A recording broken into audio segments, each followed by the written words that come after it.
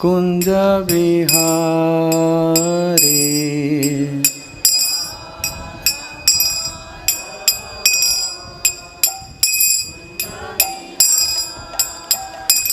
जय गोपी जन वल्लभ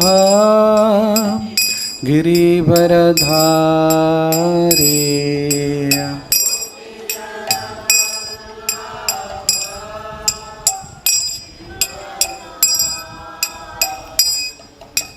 जसोदानंदन ब्रज जनरंजन।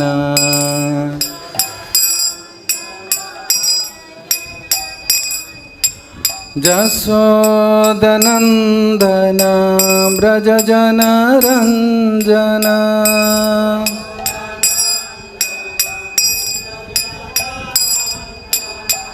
जमुना तीरा बनचारी। जमुना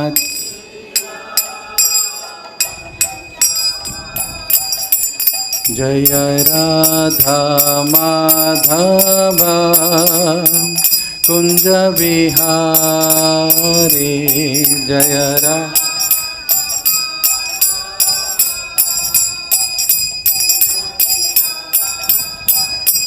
हरे कृष्णा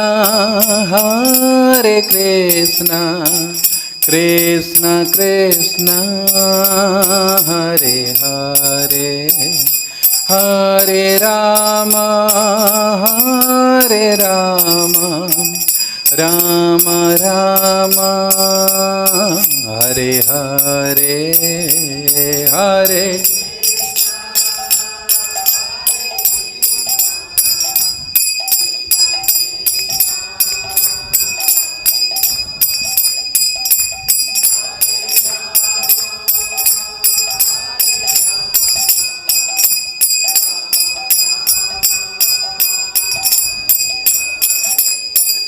हरे कृष्णा कृष्णा कृष्णा हरे हरे, हरे राम राम राम हरे हरे, हरे कृष्णा।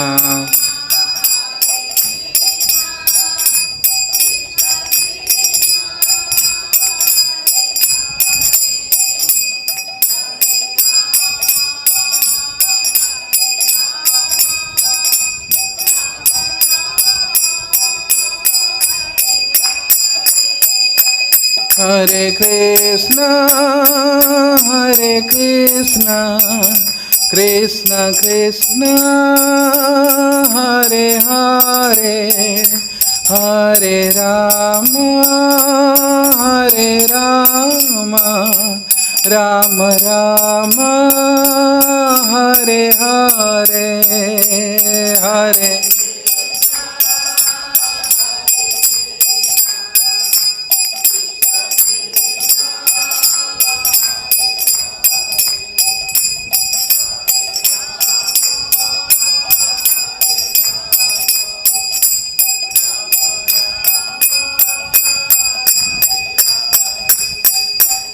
हरे कृष्णा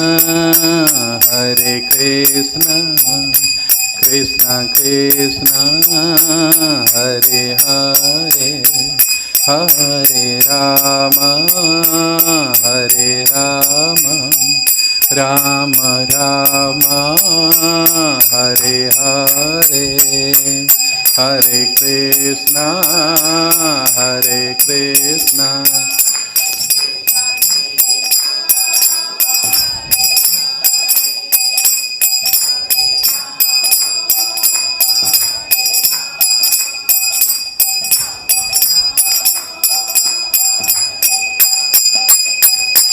हरे कृष्णा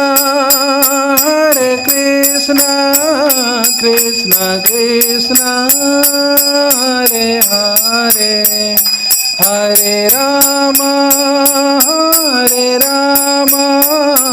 राम राम हरे हरे।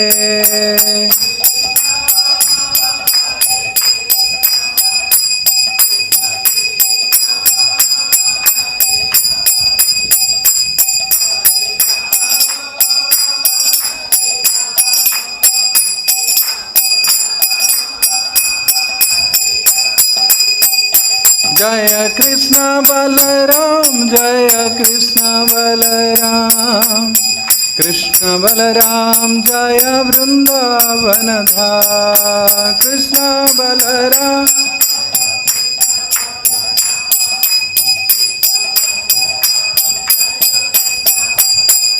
प्रभुपाद प्रभुपाद प्रभुपाद प्रभुपाद प्रभुपाद।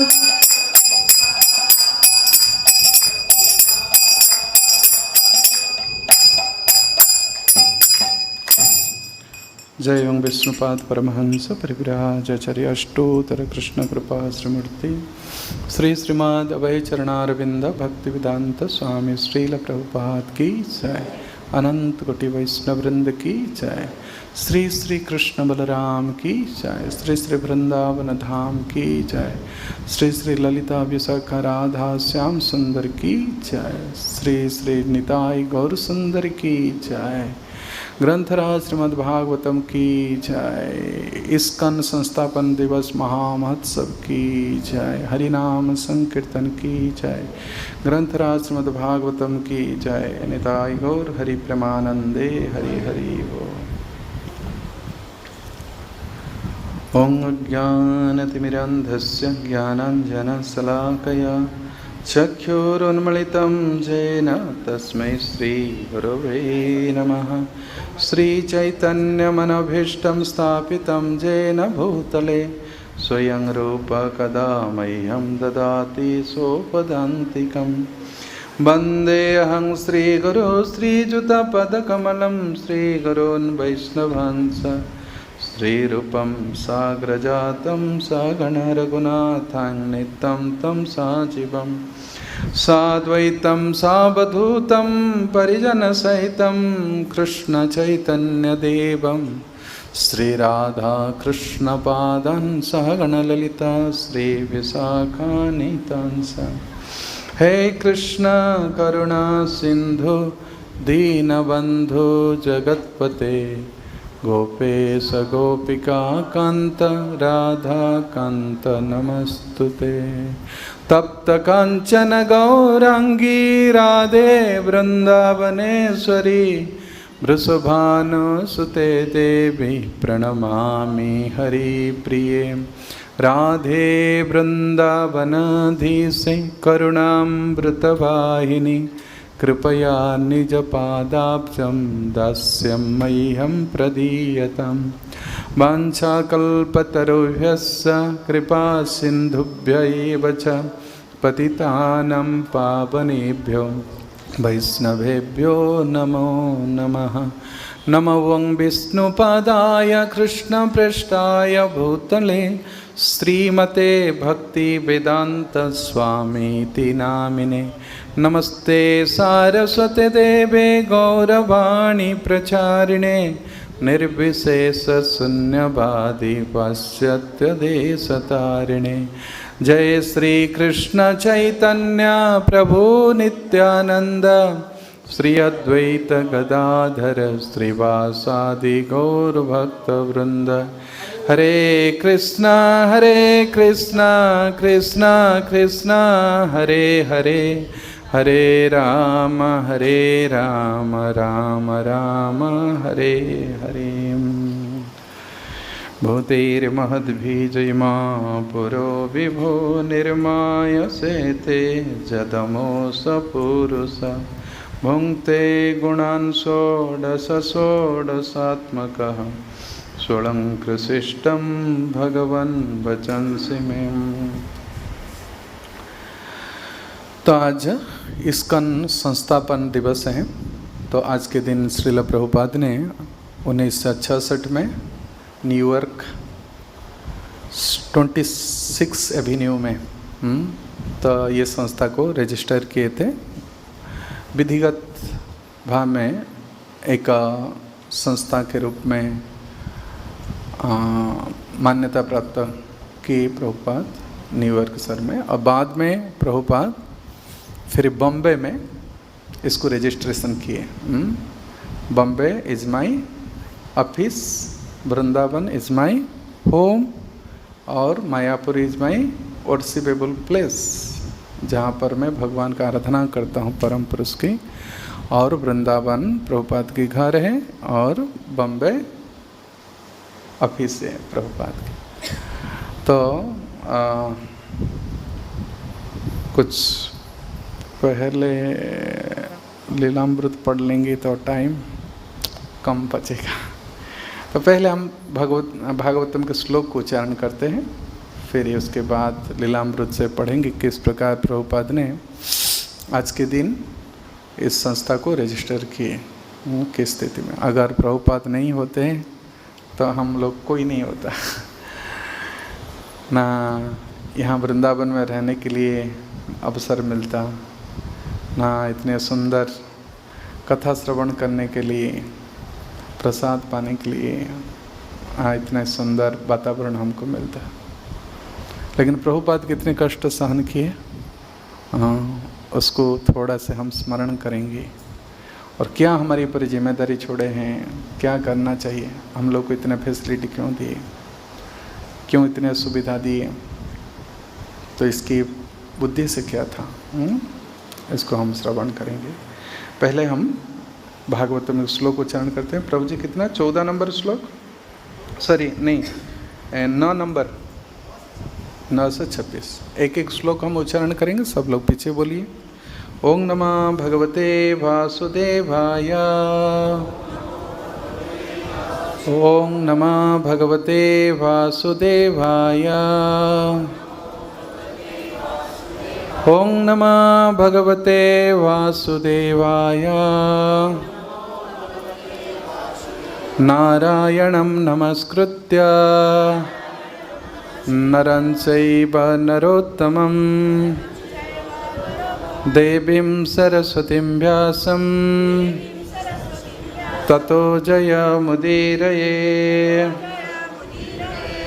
नष्टप्रायेषु अभद्रेषु नित्यं भागवत सेवया भगवती उत्तम श्लोके भक्तिर्भवति नैष्टिके। नंबर श्लोक। ज्ञात्वा पुत्रस्य तत्कर्म गुरुणाभिहितं नृप देशान्निस्सारयामास त्वक्त विधि सुतं त्वक्तं विधिं रुषा।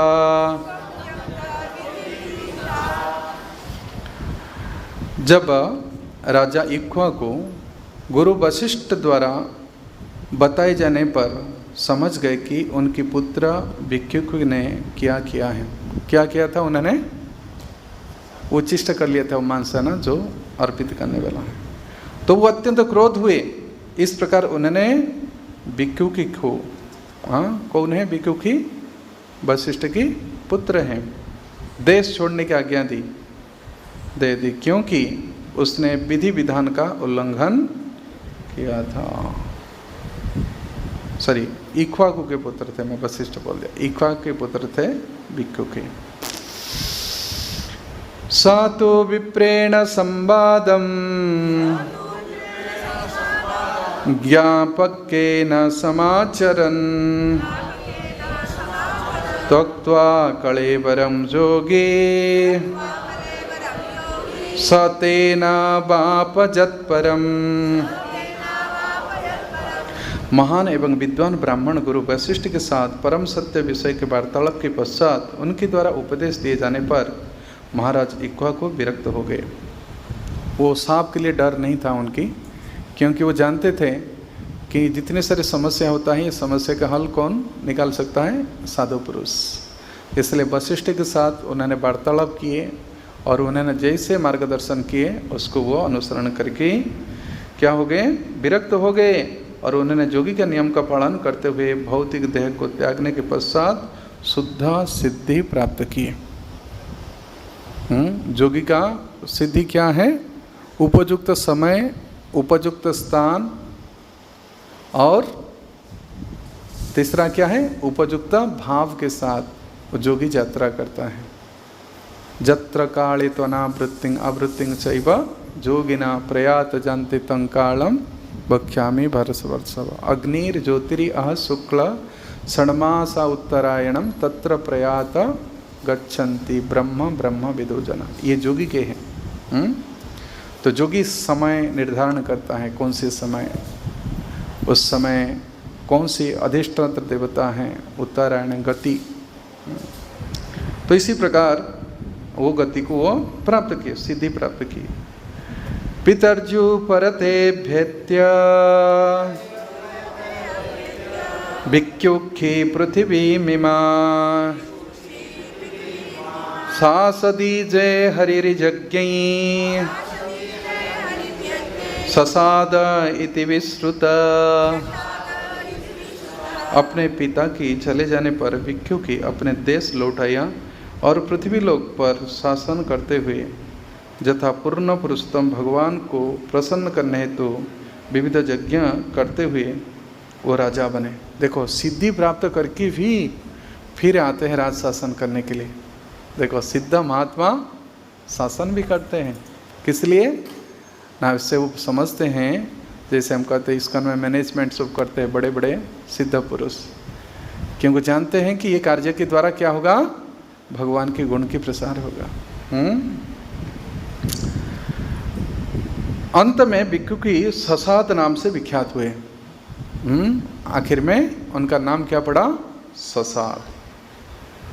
तो फिर उनकी कार्यकलाप थोड़ा सा हम सुनेंगे। पुरंजयस्तस्य सूता इंद्रबाह इति ऋता कुकुस्त इति चाप्युक्ता शृणु नामानि कर्म भी। कर्म के अनुसार उनकी नाम भी हुआ। कितना क्या नाम पड़ा उनकी, ससाद का पुत्र पुरंजय हुआ, ससाद का पुत्र पुरंजय हुआ, जो इंद्रवाह के रूप में और किन्हीं किन्हीं कुकुस्त के नाम से विख्यात है। अब मुझसे ये सुनो कि उसने विभिन्न कार्य के कारण भिन्न भिन्न नाम किस प्रकार किए, क्यों उनका नाम पड़ा कुकुत, इंद्रवाह। इंद्र उसको वहन किया था पीठ पर, इसलिए इंद्रवाह। बोलिए। कृतांत आसीत समरो देवानं सह दानवै प्रास्निग्राह वृतो वीर देवै दैत्य पराजितै। पूर्व काल में देवताओं तथा असुरों के बीच एक घमासान युद्ध हुआ। देवताओं ने पराजित होकर पुरंजय को अपना सहायक बनाया और तब वे असुरों को पराजित कर सके। अतएव यह वीर पुरंजय कहा जाए, क्योंकि पूर्व को जय किए, असुर के पूर्व को जय किए, इसलिए पुरंजय कहला है। अर्थात जिसने असुरों के निवास को जीत लिया है। अभी इंद्रवाह क्यों पड़ा, सुनिए। वचना देवदेवस्य विष्णुर्विश्वात्मनं प्रभो वाहनत्वे वृतस्तस्य बभूवन्द्र महावृषा। पुरंजय ने समस्त असुरों को इस शर्त पर मारना स्वीकार किया कि राजा इंद्र उसकी वाहन बनेंगे। तो ये शर्त रखे, यदि आप मुझे कंधे पर लेके चलोगे, मेरे आप बैल बनो, घोड़ा बनो, मैं आप पीठ पर सवार होऊंगा, तब फिर मैं असुरों के साथ लड़ाई करूंगा। ये शर्त रखे। परंतु इंद्र ने मना कर दिया।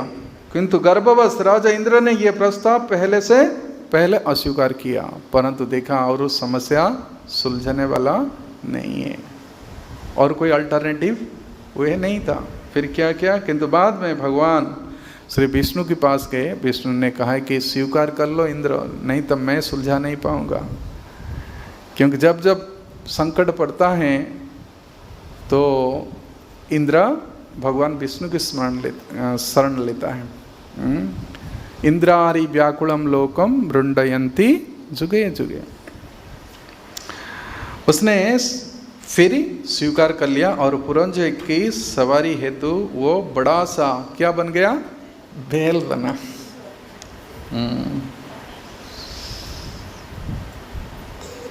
15 और 16 ससन्नद्ध धनुर्दिव्या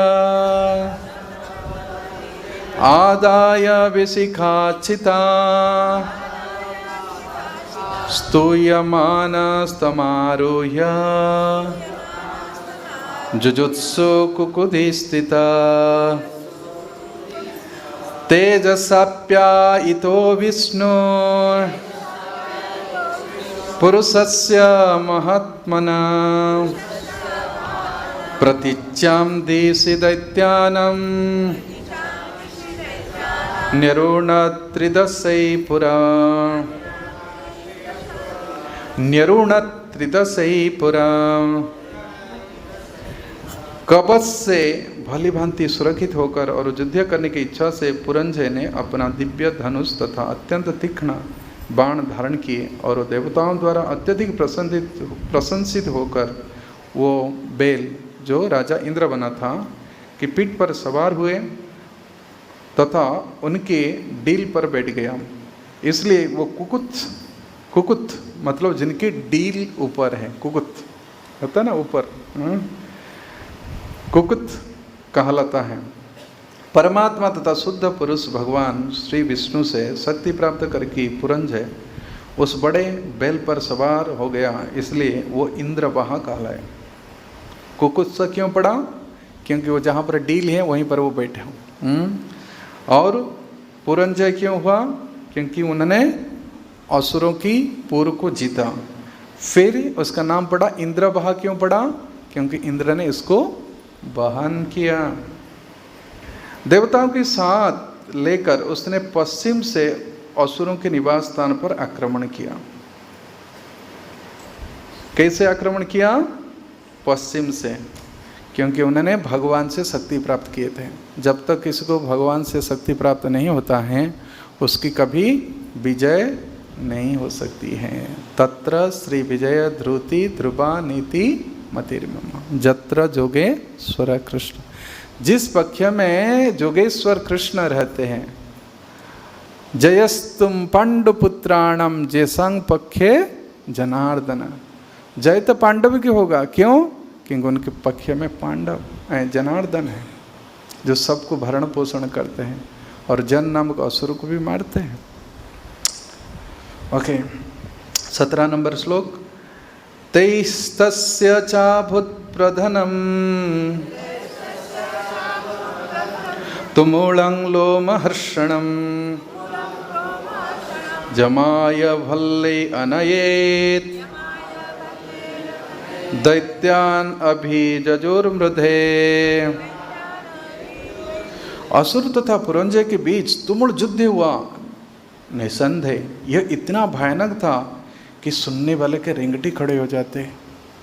ऐसे देवासुर युद्ध हुआ था ना, आप लोग सुने हैं। कहते ये नहीं है कि रसिया यूक्रेन ये सब युद्ध चल रहा है। कहते ये जो महायुद्ध हुआ था उसको सुनने मात्र से रेंगटा खड़े हो जाएगा। जैसे पहला विश्व युद्ध, दूसरा विश्व युद्ध हुआ था। हाँ, ऐसे बम गिरा, अभी तक भी उस बच्चे पैदा होते विकलांग। युद्ध बहुत भयानक होता है।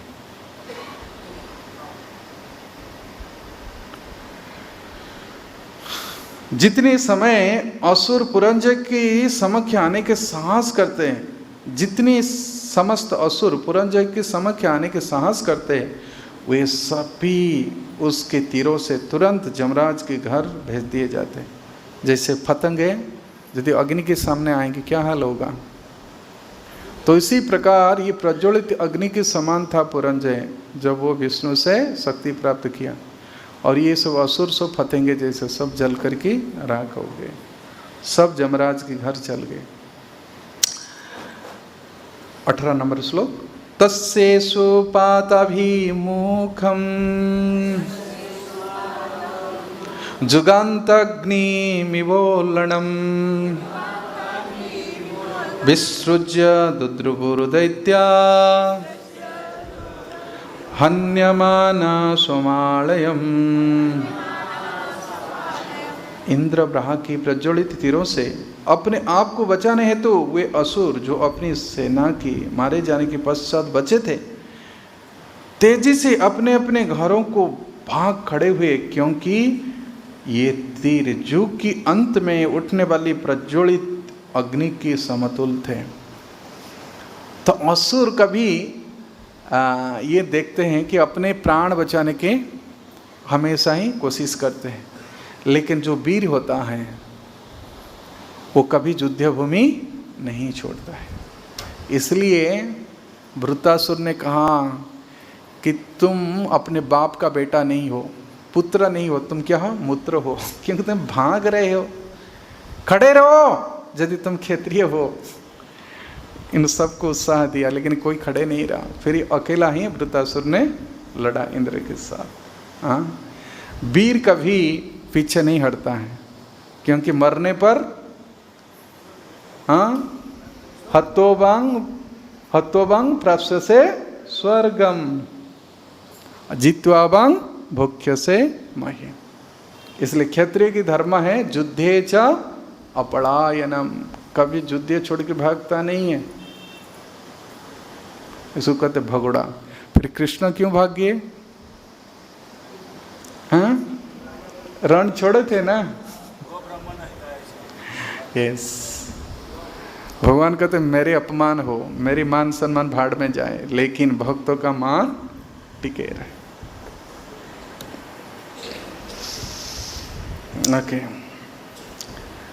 19 नंबर। जित्वा परम धनं सर्वम शास्त्रीकं वज्रपाणये प्रत्ययच्छत् स राजर्षि रीति नामाभिरावृत।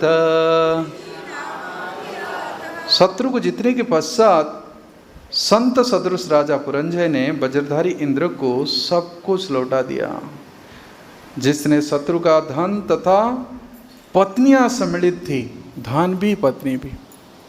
देखो कितना डेटाज था वो। कतरले भाई, क्योंकि तुमने कितने बड़े सैक्रिफाइस किए अपने मान को, है ना। मुझे कंधे पर बैठाए, मुझे क्या करना है, ले लो धन, मुझे नहीं चाहिए। हालांकि राजा रजगुणी होता है, लेकिन ये धन को भी दे दिए और पत्नी को भी लौटा दे। कहते जाओ, हमको और जरूरत नहीं। जैसे और कौन था? मुचकुंद, है ना। मुचकुंद कुछ नहीं मांगा, ना स्वर्ग की वैभव देने के लिए तैयार थे। कहते नहीं मुझे कुछ नहीं चाहिए, इसलिए भगवान मिले उनको, और सोए सोए भगवान मिले उनको, है कि नहीं। सो करके उनको परफेक्शन मिला, सोने से उनको समाधि का फल मिला। किसको?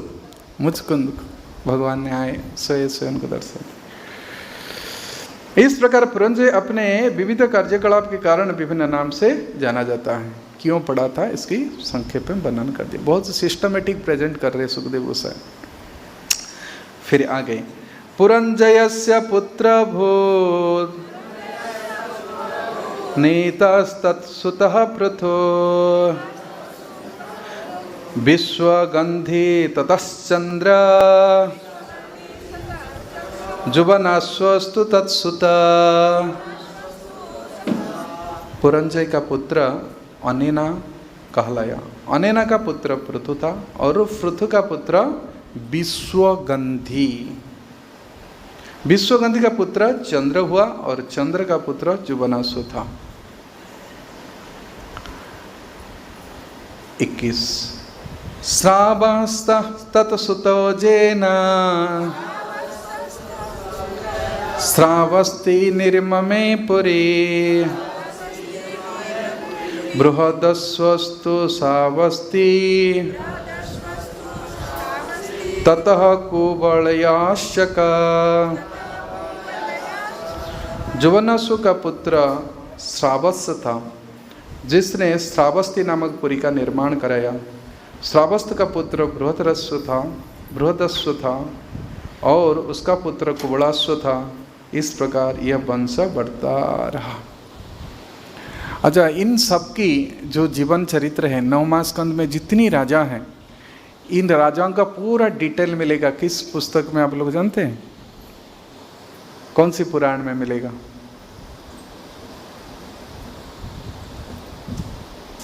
कौन सा?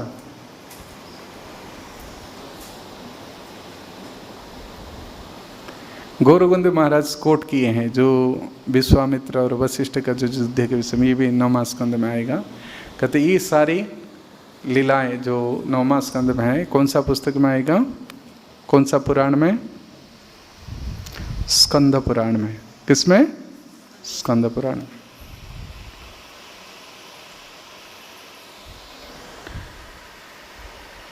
Okay, 22 number.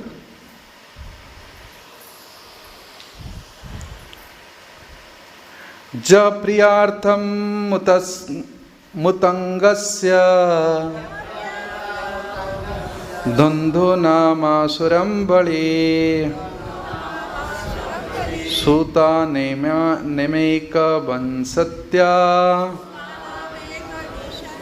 सूता नामेक विंसत्या सहस्रैरहनद्वृत। उत्तंक ऋषि को संतुष्ट करने हेतु अत्यंत शक्तिशाली कुवलयाश्व ने धुंधु नामक असुर का वध किया।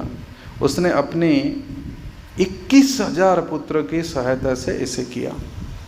एक असुर को मारने के लिए देखो 21,000 पुत्र, और ये तो एक असुर को मारने के लिए कितने पसीना छुड़ाना पड़ता है। तो इसी प्रकार ये प्रचार के द्वारा असुरों को डिफीट करके उनको भक्त बनाना, तो प्रभुपाद ने कितनी ब्लड बहाए होंगे आप सोचिए। कहते गैलेंस ऑफ ब्लड, किसी को भक्त बनाने के लिए प्रभुपाद का गैलेंस ऑफ ब्लड, इतना खर्च करना पड़ता है। दृढ़ास्व कपिलास्वस्य, नहीं 23, धुंधुमार इति ख्यातस् तत्सुतास्ते च जज्ज्वलो धुंधु मुखाग्निनां सर्वे त्रय एवावशेषिता। दृढ़ास्व कपिलास्वस्य भद्रास्व इति भारत दृढ़ास्व पुत्र हर्यास्व निकुंभः तत्सुतः स्मृता। हे महाराज परीक्षित, इस कारण से कुवलयाश्व धुंधुमार कहलाता है, किंतु उसके 3 पुत्रों को छोड़कर से सभी धुंधु के मुखार बिंद से निकलने वाली अग्नि से जलकर राख हो गए। देखो, धुंधु को तो मार दिए, धुंधुमार नाम पड़ा, लेकिन मरने के बाद उसके मुख से जो अग्नि निकला उससे सब मर गए। 21 की 21,000, केवल 3 बचे। और ये कौन 3 पुत्र बचे? बचे हुए पुत्रों का नाम है दृढ़ास्व, कपिलास्व और भद्रास्व। दृढ़ास्व को हर्यास्व नामक पुत्र हुआ, जिसका पुत्र निकुंभ नाम से विख्यात है। ये सब हिस्ट्री है, इतिहास, राजवंश। तो हम सबकी भी जो गृहस्थ हैं तो उनकी भी पूर्व पीढ़ी हैं, पूर्वज हैं, परंतु ये सब कहाँ से जन्म लिए हैं? उनका ओरिजिन कहाँ से है? रूसी से, है ना। हम सबका जो पूर्वज कौन है? ऋषि है। चत्वारो मनवस्तदा महर्षय सप्त पूर्वे चत्वारो मनवस्तथा मद्भाव मानसा जाता जेसांग लोक इमः प्रजा। भगवान कहते ये सब प्रजा मुझसे ही सृष्टि हुए, है ना। हम सब ऋषि की वंशज है। 25 और 26।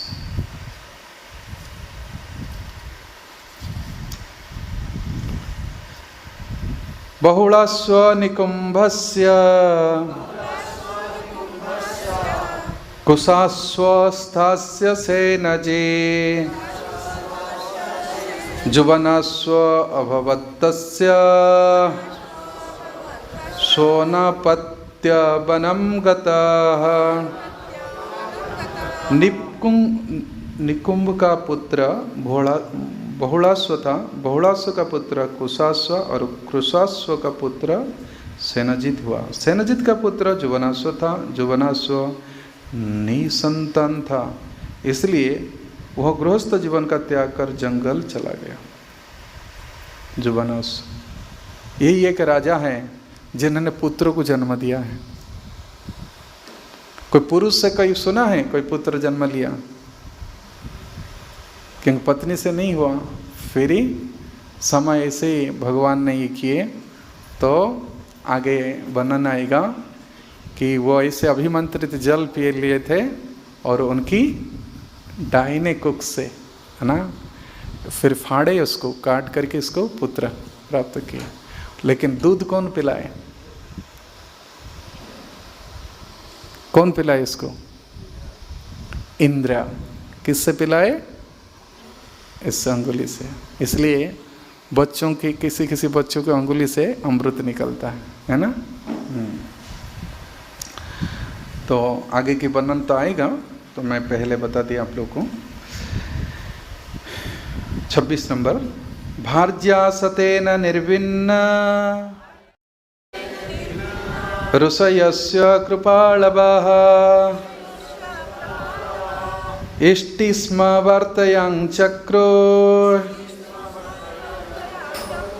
रिन्द्रैते सुसमाहिता। तो अनुवाद बोल दीजिए डायरेक्ट। यद्यपि, बोलिए, जुवनास्व अपनी 100 पत्नियों सहित जंगल में चला गया, किंतु वे सभी अत्यंत खिन्न थे। तथापि जंगल की ऋषि राजा पर अत्यंत दयालु थे। अतएव वे मनोयोग पूर्वक इंद्र यज्ञ करने लगे, जिससे राजा का पुत्र उत्पन्न हो सके।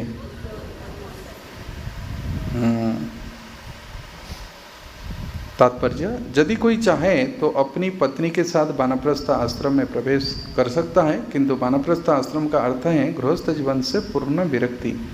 यद्यपि जुवनास्व गृहस्थ जीवन से विरक्त हो चुका था, किंतु वे और उसकी पत्नियां कोई संतान न होने के कारण सदा खिन्न रहते थे। क्योंकि एक राजा का भी एक इच्छा रहता है, क्योंकि उसके बाद ये सिंहासन कौन संभालेगा। आप जानते हैं ना, जो भरत वंश शांतनु, इसलिए तो भीष्मदेव सैक्रिफाइस किए उस केवल राजगादी को संभालने के लिए।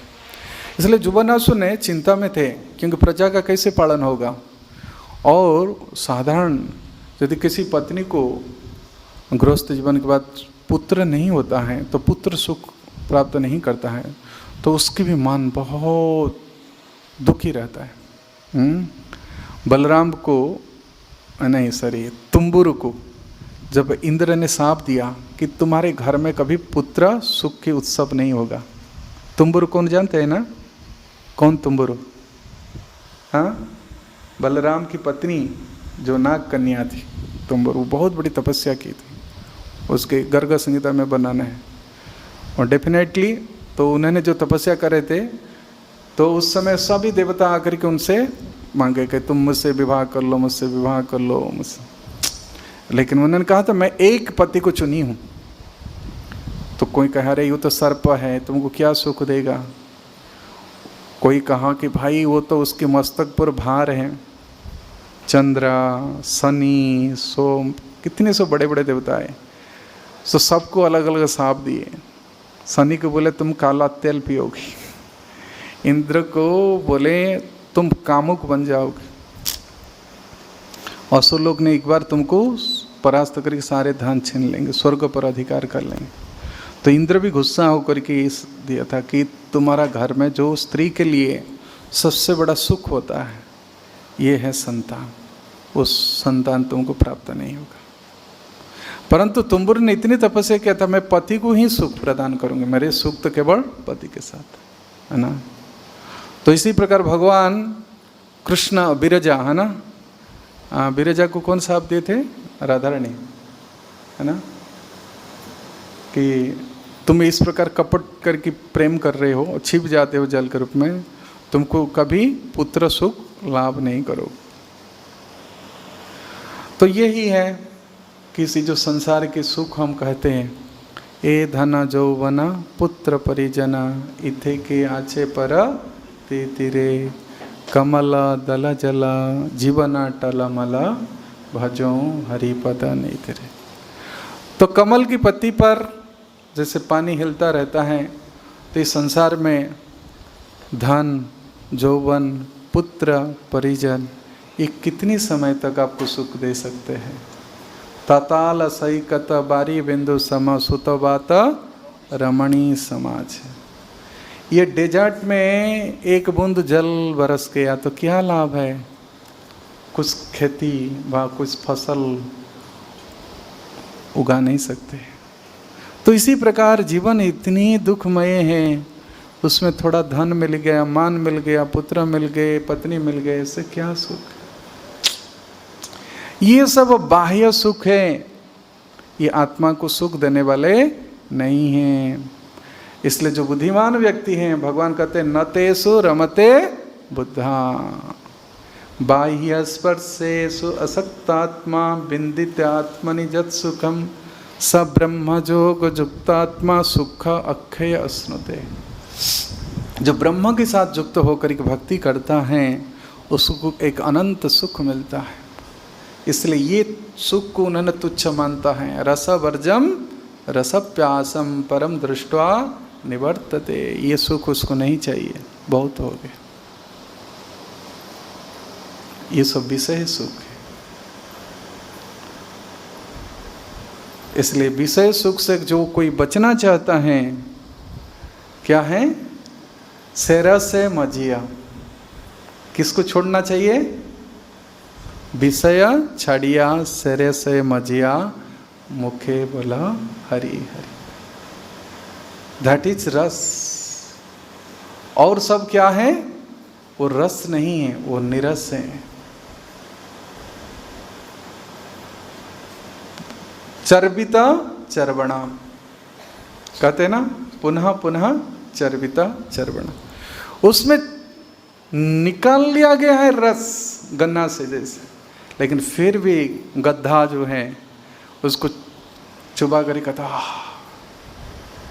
ऊंट कांटे को चुबा कर कहता बहुत रस मिला नहीं है। इसलिए भगवान कहते हैं निराहारस्य देहिनम रसवर्जम रसप्यासम। उस रस को कौन पी सकता है? जो निराहार। और ये विषय का आहार नहीं करूँगा, बहुत हो गया। प्रभुपाद तात्पर्य में लिखते हैं, विश्वनाथ चक्रवर्ती ठाकुर को लिखते हैं, वो है एकादशी आदि फास्टिंग करो, जन्माष्टमी आदि फास्टिंग करो। तो देखो आपको फास्टिंग करके सोना नहीं, जप करो। अब देखो मन कितने पवित्र रहता है, आत्मा को कितने सुख मिलता है। और वही सुख की जो अवधारणा है, जो हम कहते कंसेप्ट है, अनुभव है, वही मृत्यु के समय में काम में आएगा। ये कड़ेवर को छोड़ करके जो आत्मा चलता है, यात्रा करता है मन बुद्धि अहंकार को लेकर की, तो मन की जो अनुभूति है, वो अनुभूति ही दूसरे शरीर में प्रवेश करता है। वो ऐसे माँ के गर्भ में जाता है। इसमें कहते स्मरण भाव त्यजन्ते अंते कलेबरम। ये भाव है, किसमें है? मन में। इसलिए मन को बहुत सुंदर बनाना चाहिए, सुसंस्कारित, एकदम साफ सुथरा करके रखना चाहिए। नहीं तो घर में प्रवेश नहीं कर सकता है, कृष्ण के घर में नहीं। इसलिए स्मरण जो है, जो मन में होता है, उसमें कहते हैं तस्मात् सर्वेषु कालेषु मां अनुस्मर युध्य च अनुस्मर। स्मरण और अनुस्मर, बार बार मन को किसी प्रकार खींच करके शनै शनै रूपमेदम बुद्ध्या धृति गृहीतया जतो जतो निश्चरति मनश्चंचलमस्थिरम ततोस्ततो नियम्य एतत् आत्मनैव वशं नयेत्। घास देख कर के भाग जाता है ना गाय, लेकिन उसको खूंटी डाल दो, रस्सी बांध दो, फिर खींचो इधर, भाई मत जाओ, यहीं आ जाओ। तो मन के ऊपर ऐसे ही शासन करना चाहिए। नहीं मानता नहीं है, ये कमांडिंग। इसलिए जो साधक मन को संयत नहीं किया है तो उसकी योग अभ्यास सब निष्फल हो जाता है। भगवान बताए ना गीता में, क्या बताए? असंजतात्मनम जोगं दुष्प्राप्यम इति मे मति बस्यात्मनं तु जतता शक्यं वाप्तुं उपायत। असंजता आत्मनम योग, जिसका मन संयमित नहीं है, इंद्रियां संयमित नहीं है, समदम आदि पालन नहीं करता है, ब्राह्मण नहीं बना है, वो योग में टिक नहीं सकता है। दुष्प्राप्यं इति मे मति, ये मेरी स्टेटमेंट है। बस्यात्मनांग तु जतता, जिसकी आत्मा इंद्रियां मन बसीभूत है, बस्यात्मनांग तु जतता, प्रयत्न करता है, शक्यं वाप्तुं उपायत, वो मुझे प्राप्त कर सकता है। डेफिनेटली मैं कह रहा हूँ, उसको मदद करूँगा। God helps them, those helps themselves. खुद साधु को प्रयास करना चाहिए, नहीं मैं बचूँ क्योंकि यहाँ डेंजर लाइन है, रेड लाइन है, भगवान सहायता करेंगे। और खो जानबूझ करके यदि फिर भी भगवान स्रोत है। बहुत सारी केसेस में भगवान बचाते हैं भक्तों को। तेसंग अहं समूर्धर्ता मृत्यु संसार सागरात भवामी न चिरात पार्थ मज्जावेशित, क्योंकि उन्होंने मंत्र लगाए हैं मुझे। कभी डेंजर पोजीशन आ जाता है, मैं उसके मन में जाकर ही कहूँगा नहीं ये मत करो। मैं बुद्धि देता हूँ, उस समय मैं मदद करता हूँ, केवल अंत समय में नहीं। पदम पदम जद विपदम, जो कहते ना कि पग पग पर विपत्ति आता है, उस विपत्ति से भगवान अंदर से उसको प्रेरणा दे करके मत जाओ बेटा, फंस जाओगी, गिर जाओगी, जल जाओगी, उसकी चेतना में इस प्रकार देते हैं, वो ये रह जाता है, सतर्क रहता है। इसलिए ये जो जीवन हम यात्रा कर रहे हैं, कि सफ़र है, ये यात्रा का लक्ष्य को हम ध्यान रखना चाहिए। बॉडी तो प्रत्येक मुहूर्त चेंज होते जा रहे हैं, लेकिन जो साधना के लिए जो इंस्ट्रूमेंट दिए हैं, इसको सदुपयोग करना चाहिए। Utility is the principle. Prabhupada जो इसका ने एस्टैब्लिश किए, इसकी यही प्रिंसिपल रखे, यूटिलिटी। तो अभी थोड़ा प्रभुपाद किस पर्पज़ पर इस इस्कन संस्था बनाए, जिसको हम कहते हैं अंतर्राष्ट्रीय कृष्ण भवनामृत संघ, international society for Krishna consciousness. क्यों? फॉर कृष्णा कॉन्शसनेस, वो गॉड कॉन्शसनेस रख सकते थे, लेकिन प्रभुपाद ने जोर दे के बोले नहीं, क्या है? कृष्णा कॉन्शसनेस। तो शायद चैप्टर 18,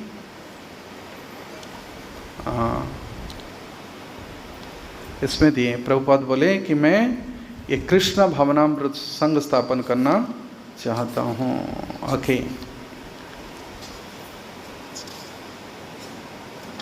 थोड़ा धैर्य रखिएगा। 58, 54।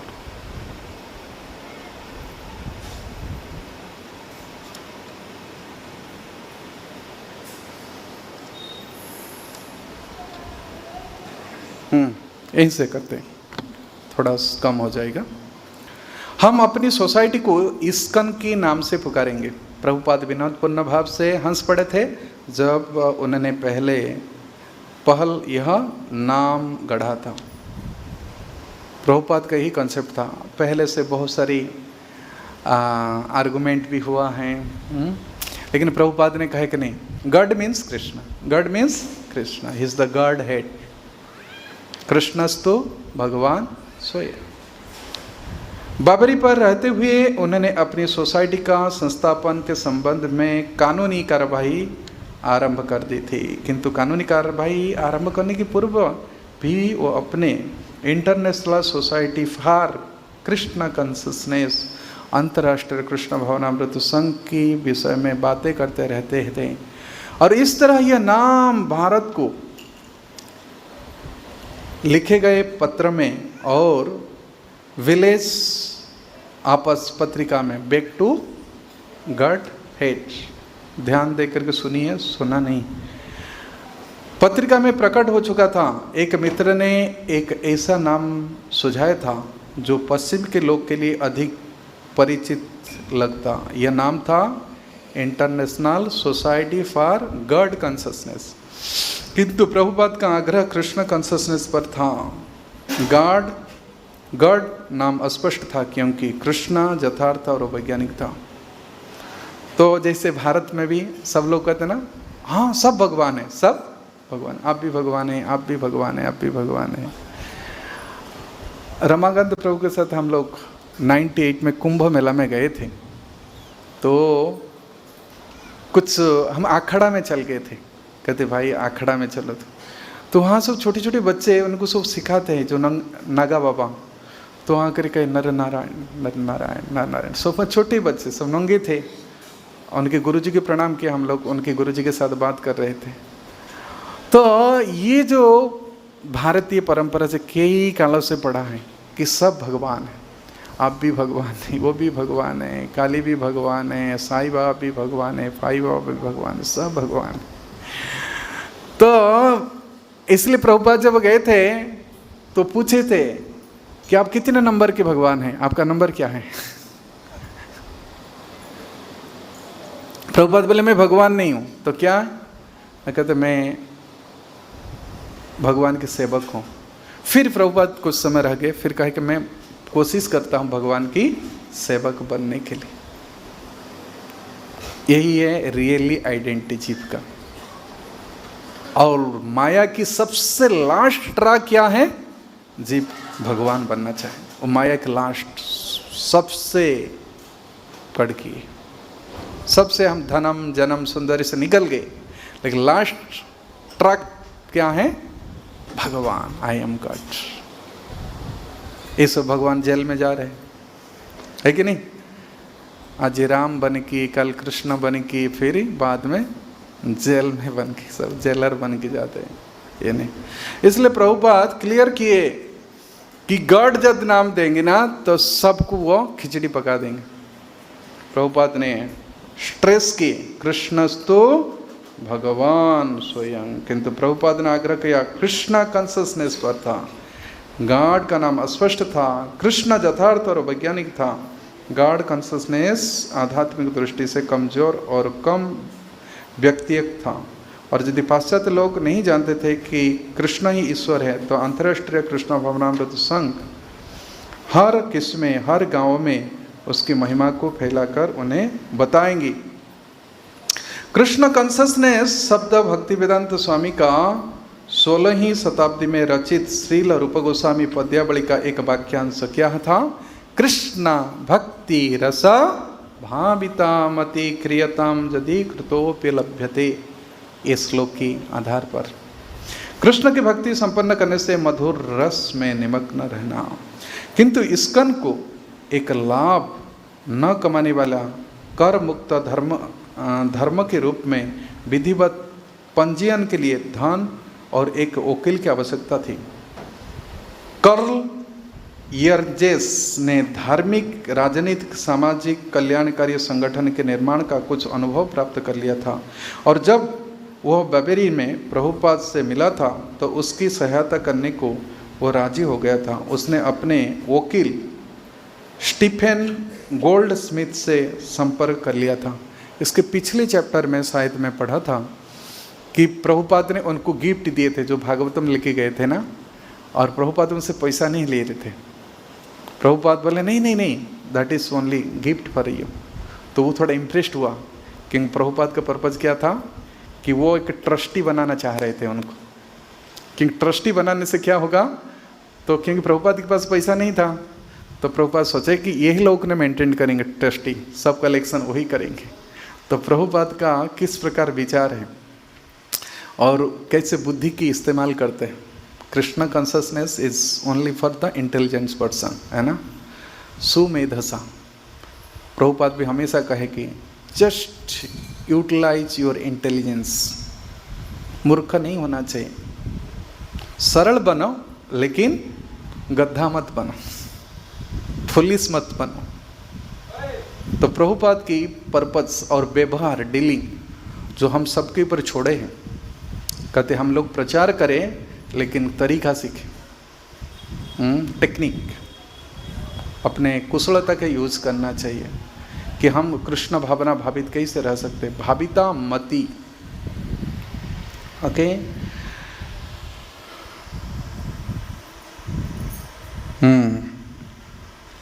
वह 22nd एवेन्यू में प्रभुपाद से मिला और दोनों ने संस्थापन कर मुक्ति, प्रभुपाद की आप प्रशासन स्थिति और कृष्ण भावनामृत के विषय में विचार विनिमय किया। गोल्ड स्मिथ प्रभुपाद से कई बार मिला। एक बार वो अपने बच्चों के साथ लाया जिन्हें स्वामी जी द्वारा तैयार किया हुआ सूफ व झोल बहुत पसंद आया।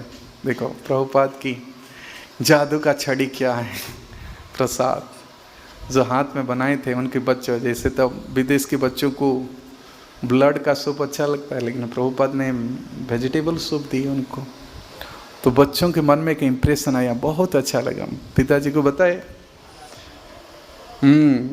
वो उनकी शाम की कक्षाओं में आने लगा, जहाँ वो श्रोता मंडली में प्राय अकेला गैर हिप्पी, मतलब वो हिप्पी नहीं था और सारे हिप्पी थे, सदस्य होता था। एक शाम को सारी कानूनी कार्यवाही पूरी कर लेने और पंजीकरण की प्रक्रिया के लिए तैयार होकर गोल्ड स्मिथ नई सोसाइटी की नासियों को हस्ताक्षर प्राप्त करने के लिए प्रभुपाद की व्याख्यान और कीर्तन ने आया।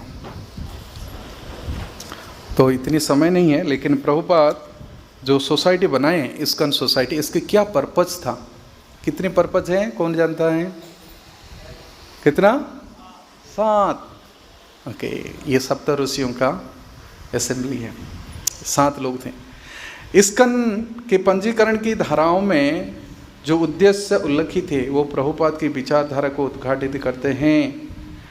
इसके 7 बिंदु हैं, उन बिंदुओं के समान, बिंदुओं के समान है जो पहले प्रभुपाद झांसी में लीग ऑफ डिवोटी जो सोसाइटी खोले थे उसमें ये 7 नियम था 1953 में, जो प्रभुपाद झांसी में एक बनाए थे ना संस्था लीग ऑफ डिवोटी। तो वही नियम उन्होंने अंतर्राष्ट्रीय कृष्ण भावनामृत संघ में उसको नवीनकरण किए, रिफ्रेश किए। क्या? संपूर्ण मानव समाज में सुव्यवस्थित रूप में आध्यात्मिक ज्ञान का प्रसार करना। फर्स्ट क्या है? Preaching is essence. आधार क्या है? गीता और भागवतम। सभी मनुष्य को आध्यात्मिक जीवन की प्रक्रिया में प्रशिक्षित करना, जिससे जीवन मूल्य में असंतुलन रोका जा सके और विश्व में वास्तविक एकता और शांति की स्थापित हो सके। तो प्रभुपाद के प्रीचिंग मोमेंट क्या है? ये है शांति की मैसेज, शांति दूत। भगवान कृष्ण बन के गए थे शांति दूत, और प्रभुपाद पाश्चात्य जगत के सबको ये शांति की मैसेज। सेकंड, कृष्ण भावनामृत का प्रसार करना, जैसे कि भगवत गीता और श्रीमद् भागवत में उद्घटित है, इसलिए books are the basis. Third, संघ के सदस्यों को एक दूसरे से जोड़ना चाहिए, लड़ाई नहीं करना चाहिए, तोड़ना नहीं। कड़ी पूड़ी कचौड़ी तोड़ा जाता है, लेकिन भात दाल जोड़ा जाता है। इसलिए प्रभुपाद बंगाली फूड ऐड किए। क्या है? भात डालमा। माँ ने जोड़ती है ना, इसलिए डालमा उड़ीसा में प्रसिद्ध है भी है। सदस्यों को एक दूसरे से जोड़ना है और उन्हें आदि सत्ता कृष्ण की निकटतर ले जाना, और इस प्रकार सदस्य और संपूर्ण मानवता में इस धारणा का विकास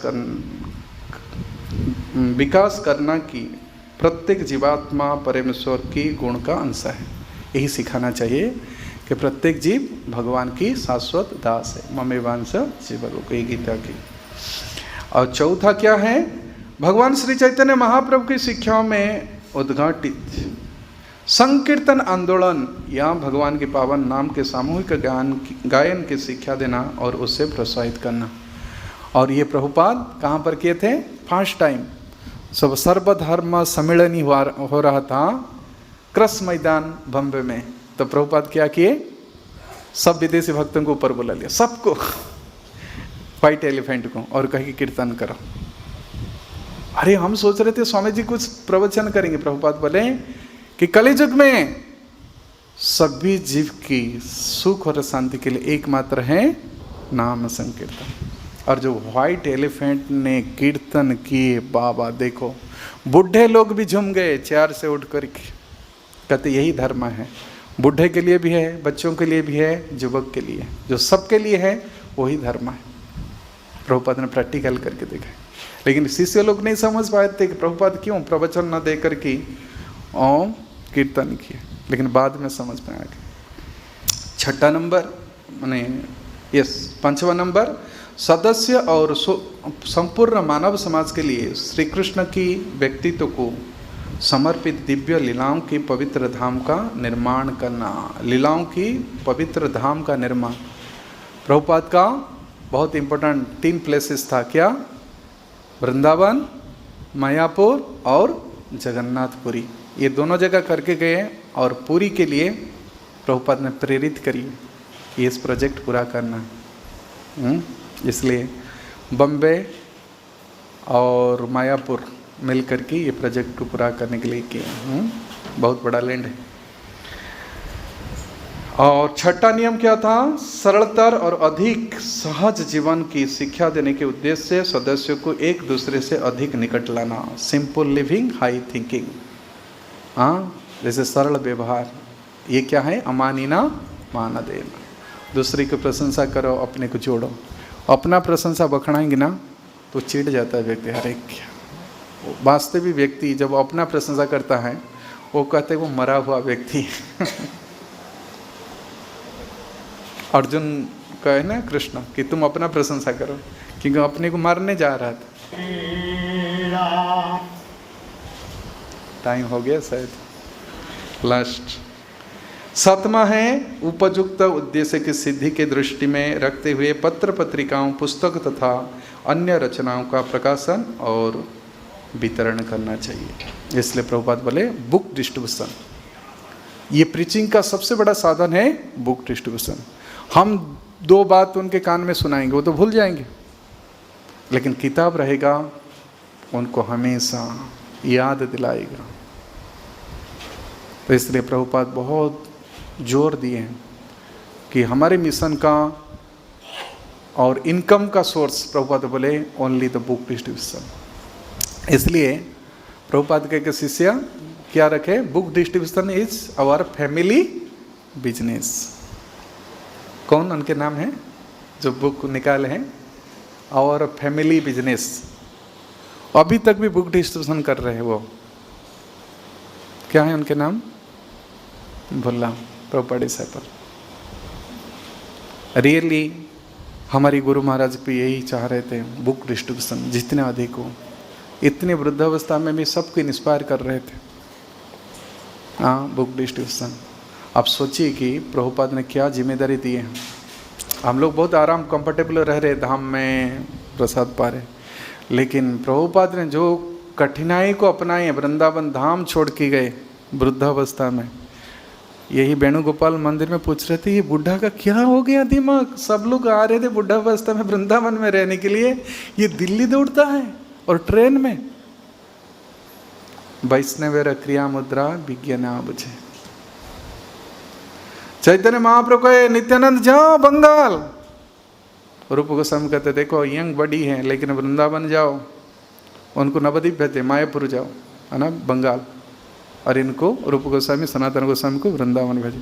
और स्वयं दक्षिण भारत गए, किस लिए? प्रीचिंग।